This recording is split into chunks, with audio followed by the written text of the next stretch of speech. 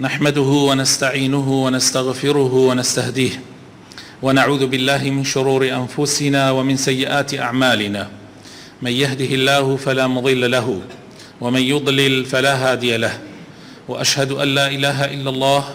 وحده لا شريك له، وأشهد أن محمدا عبده ورسوله. يا أيها الذين آمنوا اتقوا الله حق تقاته ولا تموتن إلا وأنتم مسلمون. أما بعد، بەڕاستی باشترین کەلامی خوای پەروەردگارە کە لە قورئانی پیرۆزایی فەرمێ و باشترین ڕێبازی محەممەدی مختارە صلی الله عليه وسلم. هەر لادانێک لە ڕێبازی پێغەمبەری خوا صلی الله عليه وسلم سەرگەردانی و نەکبەتی و بەدبەختی لە دوایە، و ئەو کەسانەی کە لا ئەدەن لە ڕێبازی پێغەمبەری خوا صلی الله عليه وسلم خەسارۆمەندی دین و دنیان، خەسارۆمەندی دنیان، چونکە بەختەوەر نابن. ئینسان بە ڕێبازی پێغەمبەر بەختەوەرە بێ و خەسارۆمەندی ڕۆژی قیامەتیشن بۆ خۆیان و بۆ ئەوانەشی کە شوێنیان کەوتون بەڕاستی لەو ڕۆژە خوای تەعالی لیان قبوڵ ناکە. ئیماندارانی خۆشەویست، خوشک و برا بەڕێزەکان، ئەمڕۆ ئینشاء الله بە ئیزنی خوای پەروەردگار باسی یاسایەکی تر لە یاسا قورئانیەکانەکەن کە ئەویش یاسای 33ەمە. فرمایشتی خوای پەروەردگارە لە قورئانی پیرۆزە کە ئەفەرمێ وەلەن تەرضى عنك اليهود ولا النصارى حتى تتبع ملتهم. ئەم قاعدە و یاسایە ئەکەوێتە ناو ئایەتی 120 سورەتی البقرة کە خوای تەعالی فەرمێ وەلەن تەرضى عنك اليهود ولا النصارى حتى تتبع ملتهم قل إن هدى الله هو الهدى ولئن اتبعت أهواءهم بعد الذي جاءك من العلم ما لك من الله من ولي ولا نصير. خوای پەروەردگار ئەفەرمێ بەڕاستی دڵنیابە نە ئێستا و نە لە پاش ئەمەش ئەی محەممەد صلی الله عليه وسلم، ئەی ئیماندار لە دوای پێغەمبەری خوا صلی الله عليه وسلم. ئەم قورئانە بۆ پێغەمبەر هاتووە، بۆ تۆی ئیمانداریش هاتووە. هەرگیز و هەرگیز جووەکان و گاورەکان خاچپەرستەکان لێت ڕازی نابن حتا شوێنی ڕێبازی ئەوان نەکەوی، و بزانە هیدایەت و ڕێنمایی تەنیا و تەنیا ڕێنمایی و هیدایەتی خوای پەروەردگارە. و ئەگەر شوێنی هەوا و ئارەزووی ئەوان بکەوی پاش ئەوەی کە خوای تەعالی زانستی پێبەخشید، پاش ئەوەی کە خوای تەعالی علمی پێبەخشید کە ڕێبازی ئەوان ڕێبازێکی لار و لێرە، ئەو کاتانە بە هیچ شێوازێک لەلایەن خوای پەروەردگارەوە هاوکارت نییە، پشتیوانت نییە، سەرخەرت نییە. خوا پەنامەندە. بێگومان خۆشەویستەکانم، ئەم قاعیدەیان ئەم ئایەتە لە سیاقی سورەتی بەقەرەیە، سورەتی ئەلبەقەرەیە هاتووە. سورەتی بەقەرەش زۆرێک لەو سورەتە باسی حاڵی جوولەکەکان و حاڵی ئەهلی کتابە بەگشتی و حاڵی جوولەکەکانیش بە تایبەتی، چکە جوولەکەکان بەشێکن لە ئەهلی کتاب، هەروەها گاور و خاچپەرستەکانیش بەشێکن لە ئەهلی کتاب. ئەهلی کتاب یعنی ئەوانن کە کتێبی ئاسمانیان پێدراوە پێشی پێغەمبەری خۆمان صلی الله عليه وسلم، ئیتر پێغەمبەر موسا بێ یا پێغەمبەر عیسا بێ یان هەر ئەهلی کتابێکی تر. خوای تەعالی لەو سورەتە باسییانەکە کە ئەمانە چەند سەرکەش بوون، کە ئەمانە چۆن دژایەتی پێغەمبەرەکانیان کردووە و پێغەمبەرەکانی خۆشیان، و پاشان پێغەمبەرەکانیان کوشتووە، و ئەوەی نەشیە لە خراپەکاری لەناو ئەم ئەهلی کتابە هەبوون بە تایبەت جوولەکە. جا خوای تەعالی باسی حاڵی ئەوان ئەکا بۆ پێغەمبەری خوا صلی الله عليه وسلم. ئەم ئایەتە هۆکارەکەی ئەوە بوو کە پێغەمبەری خوا صلی الله عليه وسلم زۆر مەحاولەیە کرد، زۆر هەوڵێدا جووەکان و گاورەکان ئیمان بێنن بە پەیامی پێغەمبەری خوا صلی الله عليه وسلم، و زۆر ئومێدی هەبوو پێغەمبەری خوا صلی الله عليه وسلم. ئەی فەرموو پەیامی من و پەیامی موسا و عیسا یەک پەیامە، بۆ ئەم پەیامی پێغەمبەر صلی الله عليه وسلم بەڕاستخەرەوەی پەیامەکەیان ئەوانە. بۆیە پێغەمبەری خوا صلی الله عليه وسلم هیوا و ئاواتی ئەوە بوو کە ئەوان شوێنی بکەون و ببن بە پاڵپشتی. و ئەسڵەن جوولەکەکان خۆشەویستەکانم هاتنیان پێشی چەند سەد ساڵێک پێش ئەوە لە قودسەوە بۆ مەدینەی پێغەمبەر صلی الله عليه وسلم بۆ ئەو مەبەستە بوو. ئەوان هاتبوون على ئەساس شوێنی محەممەد بکەون صلی الله عليه وسلم، شوێنی پێغەمبەری آخر زەمان بکەون. لە تەوراتە ئاماژە کراوە بە هاتنی پێغەمبەری خوا صلی الله عليه وسلم، و حتا شوێنەکەشی دیاری کراوە شوێنەکەشی دیاریکرا ئەوان هاتوبوون بۆ مەدینە و بۆ خەیبەر گومانیان هەبوو ئایا پێغەمبەری خوا صلی الله علیه وسلم دێتە مەدینە یا دێتە خەیبەر لەوەیە گومانیان هەبوو بۆیە لە هەردوو شوێنەکە ئەوان نیشتەجێ بوون چاوەڕوان بوون ئەو پێغەمبەرە دەربچێت و ئەوان شوێنی بکەون و ببن بەر پاڵ پشتی بەس کاتێ بینیان ئەو پێغەمبەرە لە خۆیان نییە بوون بە دوژمنی پێغەمبەری خوا صلی الله علیه وسلم و دەستیان کرد بە دژایەتیکردنی پێغەمبەری خوا صلی الله علیه وسلم نەک شوێنی نەکەوتن بەڵکو حتا سەر ئێسقان دژایەتی پێغەمبەریان کرد و ئەشیان زانی ڕاستە ئەو کێشەیەکی زۆر زۆر گەورەیە خۆشەویستەکان جا خوای تەعالا بە پێغەمبەری خوا ئەفەرمێ دڵنیا بە ئەی محەممەد تازە ئیتر کاتی ئەوە نەما هەمیشت هەیە لەبەر ئەوان بیکەی و ئەمەی بە پێغەمبەر فەرموو وەلەن تەرضا عنکە اليەهود وەلا النەصارە ئیتر لە ئیسەودا نە ئێسە و نە لە داهاتوش بەخوا جوولەکە و گاور لە تۆ ڕازی نابن حتا شوێنی ڕێبازەکەی ئەوان نەکەوی حتا شوێنی ڕێبازی جوولەکە بکەوی گاور دژایەتی تەکە شوێنی ڕێبازی گاور بکەوی جوولەکە دژایەتی تەکە یعنی مەجالی تیانە بۆیە تۆ لەسەر ڕێبازە حەقەکەی خوای پەروەردگار بەردەوام بۆ شوێنی هەوا و ئارەزووی ئەوان مەکەوە ئەوان هەوا و ئارەزویان بەهەر لایەکە ئەڕوا و تۆش لەگەڵیانە بڕۆی ناکرێ ئەی پێغەمبەری خوا ئەگەر شوێنی هەوا و ئارەزووی ئەوان بکەوی پاش ئەوەی کە خوای تەعالا زانست و علمی پێدای ئیتر خوا پشتیوانت نابێ ئیتر خوا یارمەتی دەرت نابێ خۆ طبعا بێگومان پێغەمبەر قەت شوێنی ڕێبازی ئەوان ناکەوێت پێغەمبەر مەعسوومە بەس ئەمە دەرسە بۆ من و تۆی موسڵمان ئەمە دەرسە بۆ ئەوانەی لە پاش پێغەمبەر دێن کەوا دینی ئێوە ئیسلامە و ئیتر لە ئیسەوەدا بە تەمای ئەوە مەبن جوولەکە و گاور لە ئێوە ڕازی ببێ لەم ئاەتەوە یان لەم قاعیدە یاسا قورئانیەوە بڕێشتمان بۆ دەرەکەوێ بڕێ ئیسفادە ئەکەن یەکەم ئەبێ بزانین جوولەکە و گاور زۆر عینادن و بە ئاسانی ڕازی نابن لە ئینسان مەگەر شوێنیان بکەوێت دووهەم وریابین کە یعنی وەکو ئاگادارمان ئەکاتەوە خوای تەعالا کەوا تەنازولات دان دابەزین لە حەق بۆ جوولەکە و گاور بەڕاستی تەنها گومڕابوونی خۆتە ئەگینا ئەوان بە هیچ شێوەیەک بەوە ڕازی نابن ئەوە تاخوا بینن کۆمەڵێک لە مسلمانان ئەمڕۆ هەیە بینن بە تایبەتی سەرکردەکان بە تایبەتی قیادات لە وڵاتانی ئیسلامە حد نەبوونەتە جوولەکە گاورانە هەموو شتێکیان کردو بەس ناوی خۆیانە نەگۆڕێ بەس جنسەکەیان نەکردوتە جوولەکە و گاور ئەی لیان رازین ئەوەی کابرای مسر هەموو شتێکی کرد لە پێناوی جوولەکەیە جوولەکە لێ ڕازیە جوولەکە ئەڵێ دەستخۆش سیسی جوولەکە ژێ ئافەرین تۆ محەممەد بەدیع و بەڵتاجی و ئەو هەموو عالم و ئەو هەموو نەک لە بواری دینە لە بواری دنیاشە ئەو هەموو پیاوە گەورانەی مصرت عیدام کرد ئەو هەموو عولەمای زەڕە و نەوەوی و چی عیدام کرد دەستخۆشیان لێی کرد بەخوا دوایی شەقێکی تێڵەدن و قاوێنە سوودی نییە تا تۆ بەچکەی مسلمان بیش سوودی نییە ولن ترضى عنك اليهود ولا النصارى ئەمە قاعدەیەکی هەتاییە بۆ من و تۆی مسلمان هەتا قیامەت خوای تەعالا عەلیم و خەبیرە ئەزانێ ئێستا و داهاتوش چێ بێ خوا ئەفەرمێ لن ترضى يعني تواو لن بۆ تەبیدە لە زمانی عەرەبیە بەخوا لێت ڕازی نابن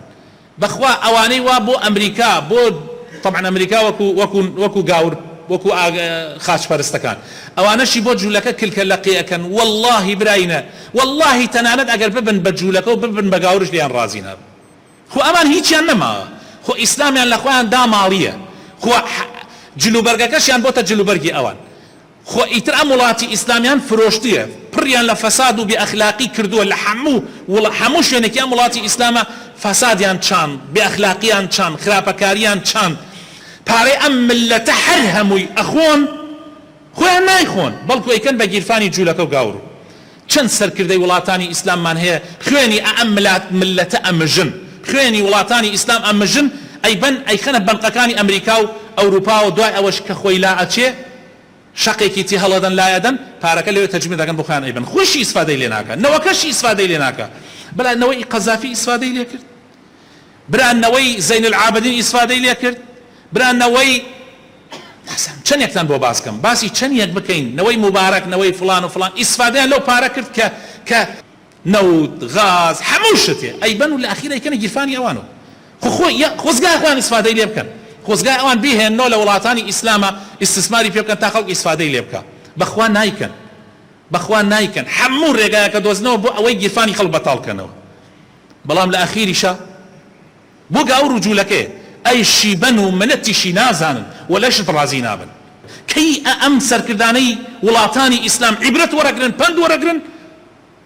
لا حول ولا قوة إلا بالله.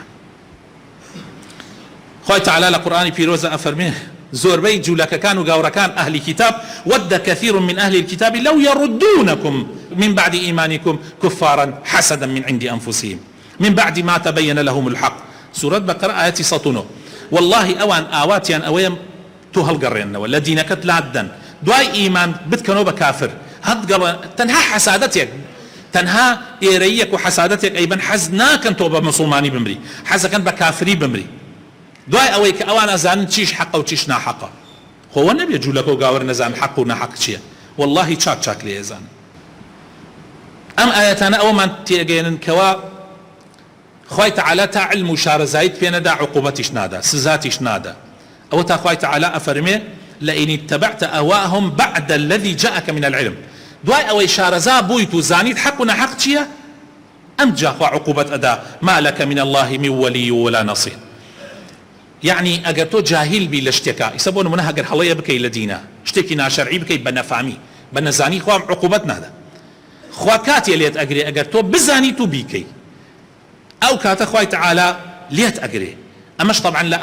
آيات حديث اشتئيدي أم قصيك كإيلين خوي تعالى فرمي ربنا فيرما نكار ربنا لا تؤاخذنا إن نسينا أو أخطأنا يا ربي خويا لما نجري أجر لاشتك نمان زاني يا لبير مانشو يعني خوي تعالى وشتاني لبير بتشي بيكي هلايك لبير بتشي أو هلايا بكي جناح بار نابي أجر غلط بكي تو بنزانين غلط بكي خواليت ناجري بس أجر بزاني تو بيكي خوا لو ليت أجري ليس عليكم جناح فيما أخطأتم به خوي تعالى جناحتا لسدان وسيلوشتانيك هلاك انتيا بنزانينه ولكن ما تعمدت قلوبكم بلام ألوشتانيك بضل عن قصد أيكي يعني ما بست هي أيكي ألا وخواليت أجري وكان الله غفورا رحيما. سورة أحزاب آياتي بينج هركسيك شوێنی گاور و جوولەکە بکە دوای ئەوەی کە حەقەکەی زانی و شوێنی ڕێبازی ئەوان بکەوێ بەڕاستی خوا لێی تووڕە ئەبێ خوا لێی تووڕە ئەبێ خوا لەو کەسانە تووڕە ئەبێ کەوا شت ئەزانن و ئەیکەن. خوای تعالی لە سوورەتی فاتحایە کە ئێمە گشت جارێ ئەیخوێنین داواکەین لە خوای تعالی ئەڵێن ئیهدینا الصراط المستقیم خوایە بمان خەرە سەر ڕێگا ڕاستەکە ڕێگای حەق ڕێگای ئیسلام ڕێگا پاکە جوانەکە صراط المستقیم صراط الذين أنعمت عليهم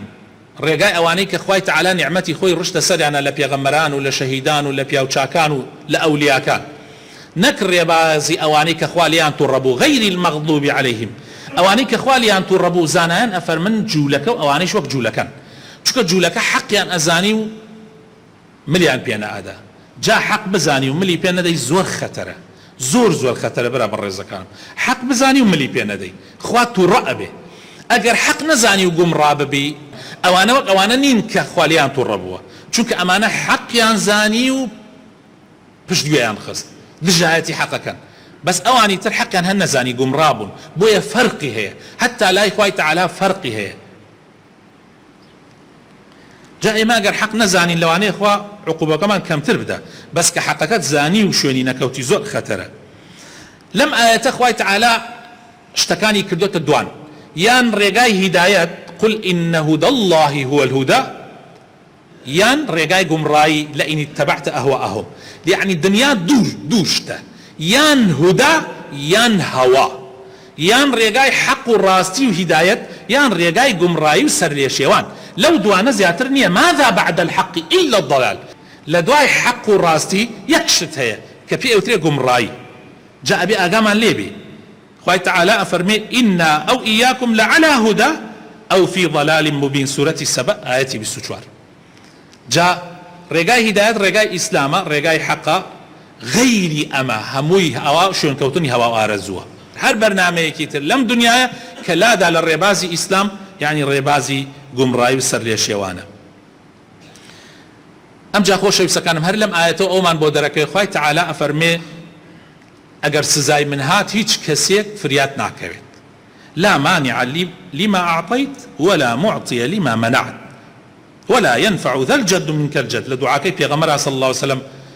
بيغمري خوا أفرمي هیچ هر شتی تو بیده هیچ کسی ناتونه منعی که ای خواه هر شتی کش تو قدغی کی هیچ کەسێک ناتوانێ بیدا. ئەوەی تۆ منعت کرد کەس ناتوانێ بیدا، ئەوەی تۆش بیدەی کەس ناتوانێ منعیکە. ولا ينفع ذا الجد منك الجد، يعني هیچ سوودێکی نییە، نەخاوەن بەخت نەخاوەن دەوڵەمەنی فریات ناکەوێ إلا رب العالمين نەبێ، إلا رب العالمين نەبێ. بەخوا خاوەن دەسڵات، خاوەن دەوڵەمەنی، خاوەن پلەپایە، خاوەن پارە، ئەمانە سوودی نییە. ئەگەر غەزەبی خوا هات دێت، تووڕێی خوا هات تێت، بۆیە ئاگات لە خۆت بێ و فریای خۆت بکەوە. هەلم ئاەتانەوە لەم قاعیدەوە ئەوەمان بۆ دەرەکەوێ کە خوای تەعالا فێرمان ئەکا کە ئینسانی مسلمان ئەبێ ئاگای لە خۆی بێ پیلانی جوولەکە و گاور دائیمەن هەیە لە کایە، دائیمەن هەیە لە کایە بۆ ئەوەی لە ڕێگا لاتدا. يعني ئەبێ هەر شتێک لە غەیری مسلمان وەریەگری ئەبێ ئاگات لە خۆت بێ. ئەو شتە حتا تەکید نەبی 100% شەرعیە، ئەبێ ئاگات لە خۆت بێت، چونکە ئەوان دائیمەن لە مؤامراتان بۆ وڵاتانی ئیسلام و بۆ مسلمانان و حەزەکەن بەپێی ئاەتی خوای پەروەردگار. ود كثير من أهل الكتاب لو يردونكم من بعد إيمانكم كفارا حسدا. يعني أما أوان آواتيان أويه دعاء إيمان هلطان قريان نوا جاء بإنسان مسلمان زور آقاي لخوي به. يا ربي خواهي بخاتنا وجوانا كان يخذ رحمن فيبك هدايات من ده نور إيمان خرد الله كان منه موفق من كان لسر دين دارتي ولسر إسلامتي. آمين آمين آمين آمين. الحمد لله رب العالمين والصلاة والسلام على رسول الله الأمين وعلى آله وصحابته أجمعين. يا أيها الذين آمنوا اتقوا الله ولتنظر نفس ما قدمت لغد واتقوا الله إن الله خبير بما تعملون. خوش يسكانم أم قاعدة أو من بودرخا ك دوای هاتنی پێغەمبەری خوا صلی الله عليه وسلم هەرچی دینی تر هەیە و هەرچی بەرنامەی تر هەیە هەمووی نسخ بوویەوە. تەواو بە هاتنی پێغەمبەری خوا صلی الله عليه وسلم دینەکانی تر کۆتایی پێدێ. یعنی کابرا ئەگەر مەسیحی بێت یان یەهودی بێت یان هەر دینێکی تر بێت کە محەممەد المستەفا هات ئەبێ ئیمان بە پێغەمبەر بێنێ و لەسەر دینی پێغەمبەری خوا بێ صلی الله عليه وسلم. ئەگی ناخوای تعالی لێی قبول ناکە پێش پێغەمبەری خوا لەسەر هەر دینێک بوو بێ ئەگەر نەیزانی بێ و ئیتر ئەو دینەی هەبێ و لسري مثلا شوني عيسى كوتبه يعني شوني موسى كوتبه بالنزاع طبعا ديني اوان قران كاري بسرعته تحريف يعني كردوه بلام لوزي هاتر نبوه بو اخوالي ناقري بس دواي هاتني پیغمبري خوا صلى الله عليه وسلم هر كسي بانگي پیغمبري بيست دعوي پیغمبري خوا بيست ابي الا شوني پیغمبري خوا بكوي خوا تعالى افرمي ان الدين عند الله الاسلام دين لدواي هاتني پیغمبري خوا صلى الله عليه وسلم تنها اسلاما ومن يبتغي غير الإسلام دينا فلن يقبل منه. هر كسي غير إسلام آينك تربقري تبر بخوا خوالي قبولناك وهو في الآخرة من الخاسرين. لآخرة شال لدور راوكان دواي هاتني في غمري خوا صلى الله عليه وسلم عزر قبولناك للوان إلا بشون كوتني في غمرنا أبي صلى الله عليه وسلم لحديث هاتوا في غمري خوا صلى الله عليه وسلم حديثي صحيح كإمام مسلم أي جرته فرمي بوزاتي نفسي مني بدسة هر كسيك لهر دينيك باسی من ببیسێ و بانگی من ببیسێ ئیتر یەهودی بێت یان خاچپەرست بێ ئەگەر بانگی منی بیستی بێ و ئیمانی نەهێنا بێ و لەسەر ئەوە بمرێ پێغەمبەری خوا صلی الله عليه وسلم فەرمێ ئیلەها لە ئاگری جەهەنەمە. تەنانەت عیسا عەلەیهی السەلام لە ئاخر زەمانە کە دائەبەزێ پێغەمبەری خوا ئەفەرمێ صلی الله عليه وسلم بەو زاتەی نەفسی منی بەدەسە نزیک بۆ تۆ کە عیسا عەلەیهی السەلام دابەزێ لە ئاخر زەمانە عیسا عەلەیهی السەلام یەکێک لە نیشانەکانی قیامەت جارێکی تر عیسا عەلەیهی السەلام دابەزێ لە زەمانی دەجال أبي بحاكمك عادل بلام آية عيسى دا أبزي وقت بيغمر يعني وكو شون كوتوي محمد صلى الله عليه وسلم وكو شون كوتوي بيغمري خواه صلى الله عليه وسلم دا أبزيت خاچ أشكينيت أو خاچي كإسا خاچ فرستكان ألين أما ديني عيسى أو أي شكينيت أما ديني منية شوك عيسى عليه السلام لخاچ ندراوة عيسى برس كراوته بآسمان وأو برازي كأوان لا بيروزة عيسى عليه السلام براز نايلي أي كوجي وأو جزيات كلكاتي إسلاما لسر اواني اهلي كتاب جزيه وسرانيان بودان راو لسر ديني خوان بمينوا عيسى عليه السلام جزيه نايله چونك او جزيه كاتي قبول اكرا كاوان يعني من شلون عيسى كوتينا وعيسى خوي دا ابزيو الله من شلون محمد كوتم بوي اوان بوي نيه ايتر لسر ديني كتر بمينوا الا سر ديني اسلام نبي وافرمي لزمان عيسى ايتر حكمي عيسى كدا ابزي لاخر زمانه اما ده بار زور به هل لو حديثه في غمر فرمي صلى الله عليه وسلم او ان ده ثروه سامان زور به او ان ده بركات زور به أفرمي واي بيتي كس قبولي ناكا يعني بارا بكوبلي بكوما أدري بخلق خلق نايا حتى واي بيتي خلق يك سجدنا قريتو بهمو دنيا يك سجدة حتى تكون السجدة الواحدة خير من الدنيا وما فيها. بۆیە خۆشەویستەکانم ئەبێ ئاگامان لێ بێ کە دینی ئیسلام کۆتا دینە و ئیتر لە دوای ئیسلام هیچ دینێکی تر قبول ناکرێت.